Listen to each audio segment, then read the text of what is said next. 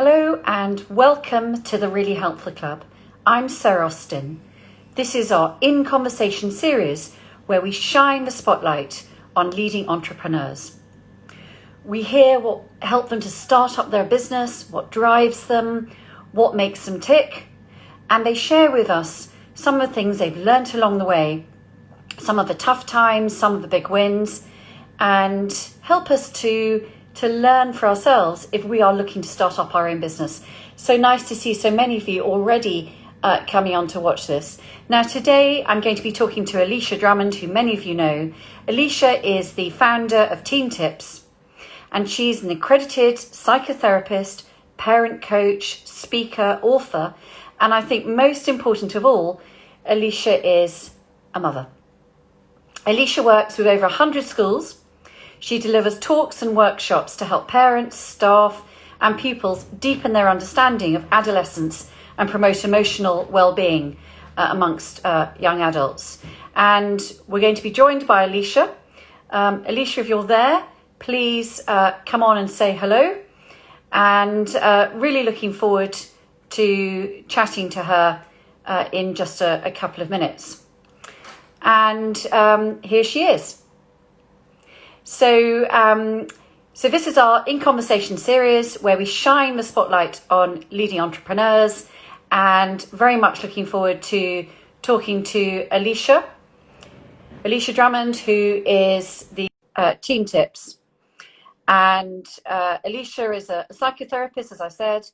She's a coach. Hello. Just giving you an introduction. Oh, hi, Sarah. It's very nice to be with you all. Thank you for inviting me to come on board today. Well, very nice to see you too. Thank you very much for joining.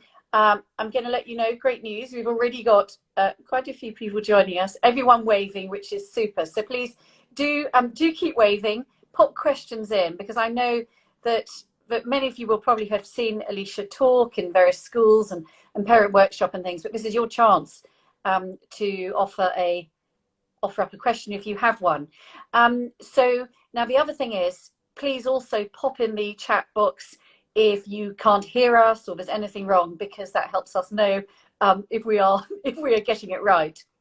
Here's the joys of technology and doing Insta Lives.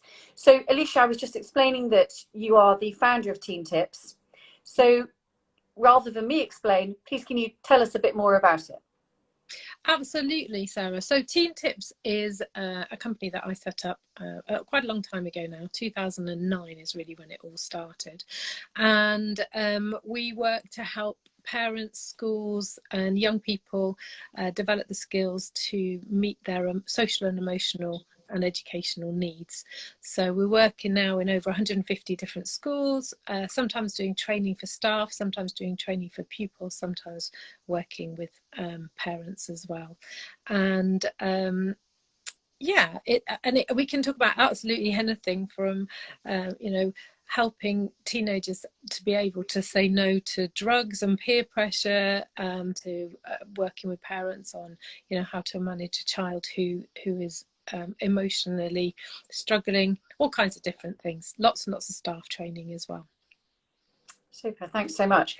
Well, I want to just say, I remember listening to you talk in a school, must have been about a year ago now, and every single parent I ever come across, I just extol the virtues of the advice that you share. And I remember sitting down and reading your fantastic book about how to be a parent to your teenager, and reading it cover to cover in under 24 hours, which for those of you who know me and my love or not love of reading, that was a first. So I'm a big fan. So you've told us when you started, but what was the inspiration? Where was, everyone always wants to know, what was that light bulb moment? Okay, so I actually used to run events years ago, and then one day I thought, do you know what, I'm not sure I really care enough about this wedding, maybe it's time to do something else. And I had a long hard think about things and decided that actually what I really wanted to do was to retrain as a psychotherapist. And it's a long training, so I started off to see what happens, and 4.5 years later I got to the end of it, and my kids were at a school down here in Sussex, and the deputy head at the time said, "Oh, Alicia, you do that listening thing." I was like, "That's 5 years training, but yes." Will you come and work with our pupils, because they have a peer mentoring scheme, and it would be fantastic if we could give them lots of skills in terms of interpersonal skills, listening skills, how to set up a relationship and all the rest of it. And that's how it really all began. And then I was somebody was there and they said, "Oh, can't you run a workshop for us on parenting teenagers?"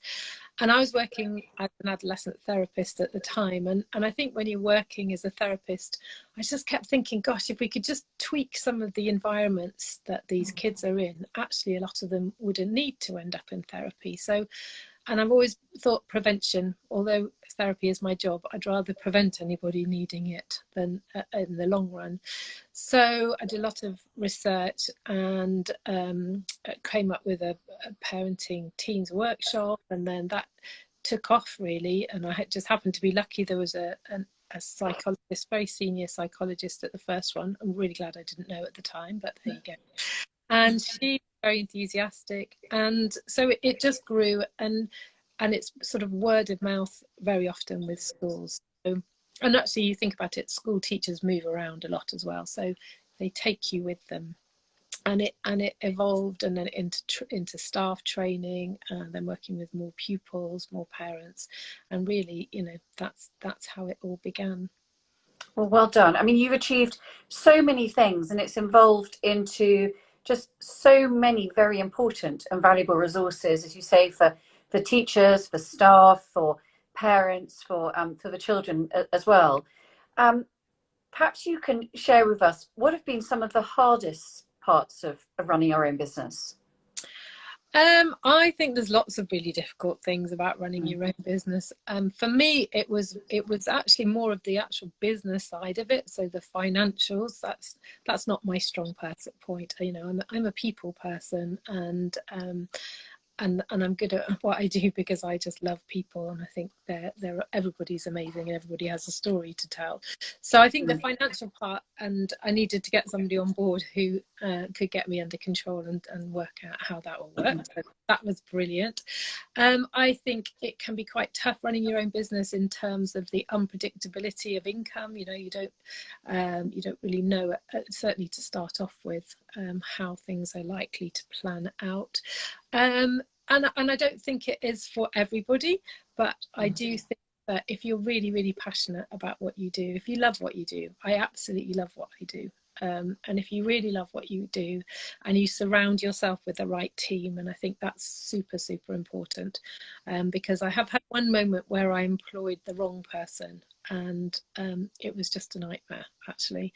So having the right people, and right now I have the most amazing team, is so important. That really does make all the difference, and you've got to trust them. You have to learn to trust people and to let go of areas of control, because you can't grow a business and do absolutely everything at the same time. And I guess in the last 6 months, or now 8 months, in a pandemic, you will have had to pivot your business to a degree, won't you? And so maybe you could just share some of the things you've done. Well, it goes back a little bit further than that, Sarah, really, because 2 years ago, by that stage I was working in 120 different schools. My car was beginning to look a little bit like a kind of halfway between a mobile motel and a kind of, I don't know, coffee shop, and going up and down the country, all over the place. And I thought, this is not sustainable, so I need to change. And I was very lucky because there was a dad on one of my workshops. He said, "Oh, Alicia, please tell me I can get this course online." I thought, oh, well, there's the answer, isn't it? And 2 years ago, we weren't all as tech savvy as we are now, but I worked really hard with a school and our local education department at Brighton Uni and various others, and produced a course for parents and a course for school staff, because really children are at their best when you get that kind of all around the child approach. So we'd already got an online course which had been running for a year, which was fabulous and doing pretty well, I have to say. And then, of course, COVID happened, and suddenly all those school visits stopped. My car was clean for the first time in years, and I thought, oh, now what? And I think in the first between the end of March and the end of May, we had 3,500, 4,000 people on webinars, having never run a webinar in my life before. And to start off with the tech team, you know, we'd have parents going, well, I can't do this and I can't do that, and I'd have to have all the whole tech team on standby to try and help everybody out. But of course now everybody's a pro, and actually for us that's been great, because it means that we've now taken it a whole load further and used the time to do things that I wanted to do for a long time. So we launched the Parents Hub in June, which was it gives parents access to all the training, and every month we look at a different topic, and every week we have a different subject within that topic. So it could be a podcast or a blog or articles or tips or whatever it is, and they've got Q&As. There's a massive host of things in there. So that was launched in June, and it's set off very nicely. And then, because I never really sit still, I think I would have been the ADD child probably in the class. I was like, right, I think we can just take this one step further, and you can see them all going, oh no, now what does she want? And I said, I think we need to, you know, what I'm seeing is that these schools are under massive pressure, you know, getting online and all of that stuff, but actually it's more about the pastoral role. And I think the pastoral role that teachers have had to take on over the last 5 or so years has grown exponentially. And actually there really isn't that much in training within things like the PTCE, which is your getting into teaching course. So I was like, right, come on, we're gonna take this one step further. And we launched 3 weeks ago, actually, we launched our wellbeing hub, which has 2 sides to it. So when a school joins, every single parent gets access to the parent side, every single teacher gets access, and all the support staff get access to the other side as well. And it means that you get that nice joined up approach. And I thought, oh, a lot of these young ones are fairly depressed about the idea of the future, and frankly, why wouldn't they be right now? So we popped in our Inspiring Futures podcast series. So we've been interviewing people from all different professions and getting their take on work, and it's a really big resource, and we've already got 50 something schools on board. So that's been massively exciting. But to go back to your very first question, yes, we have pivoted very fast and worked. I don't think I've ever worked so hard in my entire life, but it has been a really exciting time, although it has also been a really sad time that actually so many young people are crashing, and that is not okay. That is really not okay, because we don't have the resources to support the numbers that are struggling at the moment.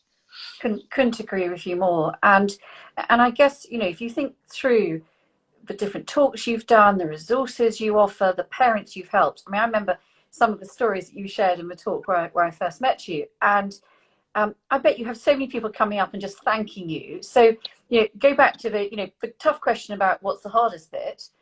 What are some of the rewarding moments? Oh, it usually makes me cry, but there are a few. There are just some that always point out. So there's one where I got a text from a young lady that I've been working for, and it just said, Alicia, today is my 21st birthday, and I know I wouldn't be here if it weren't for you. And that was kind of like, I don't need anything else. That's it. And then when you get, so parents sometimes send me, I just had one saying, you helped us 5 years ago, and I wanted you to know that the young man that was struggling then is now just in his final year of becoming an architect. So it's about people's stories, and it's about when you've given something, or and you might very often don't even necessarily know exactly what you did, but somebody got something from something that you said, and it's helped.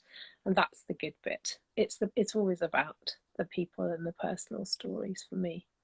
Yeah, no, I can understand that totally.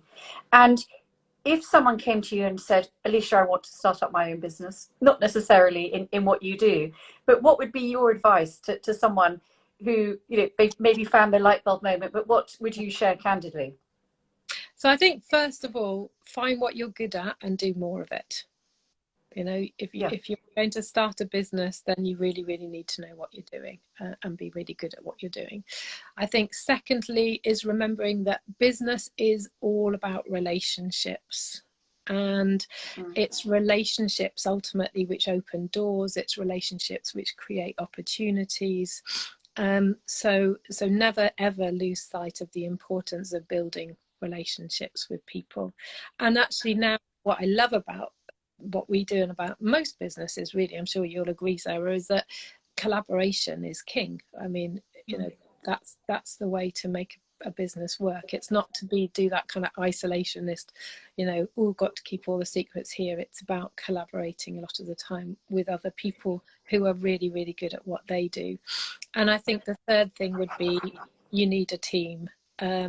Even if you're a one-man band, you need people around you who really believe in what you're doing and who are there, because there can be some very low moments when you're having your own business, because at the end of the day there's a lot of responsibility that comes with it.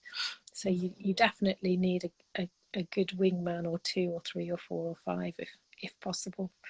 And then I think the other thing is that I think you have to sometimes, there are those scary moments where you just have to jump and believe that a net is going to appear. Because if you don't jump and take the risk, then I don't think magic happens. Yeah, what a great. That's really great. I mean, I think, sort of going back to your point about relationships and collaboration, it's terribly important. And in this virtual world we live in, we are, I think, living off those relationships that we have taken time to build. And now we're sort of building on those. We're building new ones. And as you quite rightly say, finding those collaborations where the sum of the parts is huge. And 1 + 1 = a lot more than 2. And and so you can do great things if you dream big and allow it to happen. And as you say, work extremely hard to get there too. So yeah, so well done. And I mean, obviously you've done a huge amount in the last sort of 6-8 months. But what do you see going forward for your business? Is it more of the in-person events? Is it really scaling up some of these virtual resources? Or if you were looking with a with a sort of magic looking glass to see what life would be like in the next 6 months, what do you see coming forward? I think in terms of impact, I think that we will have the greatest impact if we can sell more of the access to the hub. And the great thing about the hub is that every school that buys it can then gift it to a maintained school. So it feels good, because half the people that are in the hub at any one time wouldn't have been able to afford to be there were it not that somebody's gifted it to them. So it feels good. It has the biggest impact. I don't want to not go into schools I really, really miss. I love standing with a whole group of year 10s or 11s and talking about all the crazy stuff that we talk about. And I really miss that. I miss the staff, because teachers are the most amazing people, actually. Having always been rather frightened of them when, because I think it was a bit different then, I don't know. I've just met some amazingly inspirational teachers along the way. And so working with them is great. And, I'm a mum, so I love working with the parents as well. So I'd be very sad if the on-site stuff stopped. But I think probably in terms of impact, and if I could wave a bit of a fairy wand, a bit of a magic wand, and sprinkle some fairy dust, that's what my hope will be for the next going forwards. Yeah. Couldn't agree with you more. I love that. We've got a great question that's come in, and do please pop questions in if you have them. So how important is continued training in your business, and do you allow time for it? Yeah, absolutely. And I think that's one of the things that I love most, because I said, I don't really sit still. I mean, you have to as a therapist, so I've had to learn to, but I don't think I could ever do something that which meant that I'd stop learning. So you do have to do you have to do CPD, continued professional development training, as a therapist anyway. But, you know, I'm always researching. I'm always listening to podcasts of other people and go to training events, reading books. And that's what keeps it interesting, and that's what keeps it fresh, because there's some incredible people out there doing really interesting research in so many different aspects of mental health and well-being. So there's always somebody to learn from. And I would say also from the other side of that, that as a parent, I've attended, you know, some of your talks, and then, you know, access some of the amazing resources through the online hub. Again, as a parent, it never stops. You know, we're learning on the job. You know, no one's actually sort of trained us in advance how to do this. And so I think just having that resource available on hand and being able to access someone like you is just, you know, so valuable and so important. Thank you. Well, I think there's a lot of, you know, what it's like with anything, isn't it?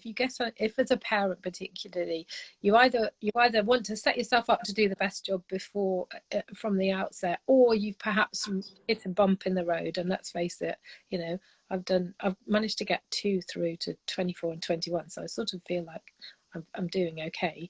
But there are always bumps in the road, and I think the most important thing is having somewhere where can go that isn't just a kind of general Google that you're going to get safe and trusted information from, because when it goes wrong with young people, it can go wrong very quickly, and you know, you want to know that you've got somewhere safe to go. So that's kind of what we try to provide for everybody. Yeah, I completely agree. And it's somewhere safe. It's, you know, pragmatic, it's practical and non-judgmental too, because as a parent, I think, you know, we beat ourselves up so much. And, you know, we're trying to be perfect, trying to get it right. And then our children don't necessarily know we're doing that. Okay, right. We've got someone who's just commented, feels sorry for our eldest children, such guinea pigs in our parenting skills. Yeah. Thanks for sharing that. Now I've just got one last question in case anyone else wants to put one. But I mean, it's just so fascinating. I always feel we could talk all day to you. You talked at the beginning. I mean, it's been one of the toughest times that I think in our living memory, whether you're a parent, an adult, a granny, a child, a teenager, student, teacher, you know, you name it. None of us knew this was coming, and we've all gone through a, you know, really difficult time.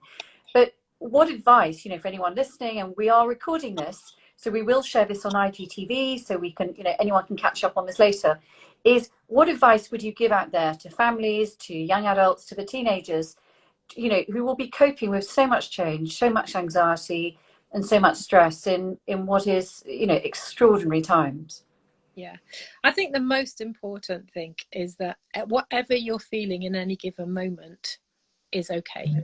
And you know, we need to be allowed to feel, because when we're going through periods of massive change, sometimes we can feel like we're almost going through a bereavement. You know, you kind of go through that anger and sadness and loss and disbelief, and I want my old life back, and now I'm cross because I haven't got it, and when's this ever going to end? And you know, that comes with a vast range of emotions. So I think being allowed to feel whatever you feel, and recognizing that feelings do change. So as parents, you know, just listening and validating their experience, whether or not you agree with them, is totally irrelevant. It's allowing them to feel whatever they feel, and because when we do that, we give them the space to be able to move on as well. So that would be my top tip. Well, thank you so much for your time. I think we're going to ask you back in the new year to come and, you know, to see where we've got to. But I mean, for me, I just sort of jotted down a few things which have been so interesting and I think really insightful. You know, so for anyone out there thinking about starting up their own business or in the middle of it, find what you're good at, do more of it. Couldn't agree more. And that point about relationships is just so valuable. Remember that business is all about relationships, and sometimes you just have to jump. You know, you believe that there will be a net out there that will appear, which again is, you know, have that light bulb moment, take the leap and see what happens. But thank you so much for sharing your insights, taking some time out of your busy day, and we look forward to meeting up with you again in the new year and finding out the next chapter. Thank you very much, Alicia. And thank you so much to everyone who's joined us. I know a few of you have just joined us in the last couple of minutes. Don't worry, you'll be able to catch up on this when we share this on Instagram in the IGTV, and then also we'll be sharing it on the Really Help the Club website. But thank you very much, Alicia. Great to chat. Pleasure. Thanks for having me. Thank you.